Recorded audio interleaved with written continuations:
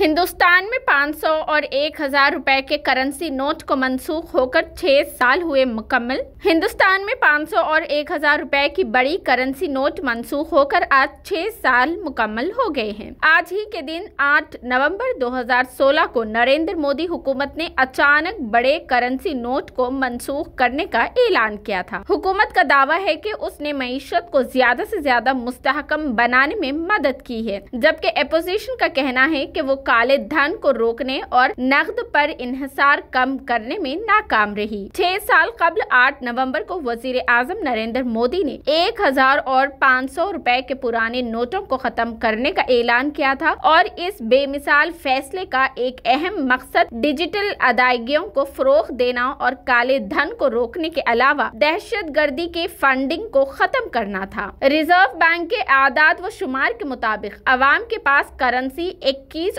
अक्टूबर को 30.8 लाख करोड़ रुपए की नई बुलंद तरीन सतह पर पहुंच गई है, जिससे ये जाहिर होता है कि नोटबंदी के इक़दाम के 6 साल बाद भी नकदी का इस्तेमाल काफी है। 30 लाख करोड़ रुपए पर अवाम के पास करेंसी 4 नवंबर 2016 को खत्म होने वाले 15 दिन की सतह से 71.84% ज्यादा हो गई है। स्टेट बैंक ऑफ इंडिया ने एक तहकीकी रिपोर्ट में कहा है कि अदायगी के निजाम में करेंसी इन सर्कुलेशन CIC का हिस्सा माली साल 2015-16 में 88% से कम होकर 2021-22 में 20% रह गई है और इसके मजीद कम होकर 11% रहने का खदशा भी जाहिर किया गया है। SBI की रिपोर्ट के मुताबिक डिजिटल लेन देन का हिस्सा 2015-16 में 11% से 2021-22 में 80% तक मुसलसिल बढ़ रहा है और 2026-27 में 88% तक पहुंचने की उम्मीद है।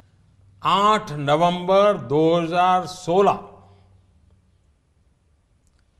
की रात्रि को 12 बजे से वर्तमान में जारी 500 रुपए और 1000 रुपए के करेंसी नोट लीगल टेंडर नहीं रहेंगे।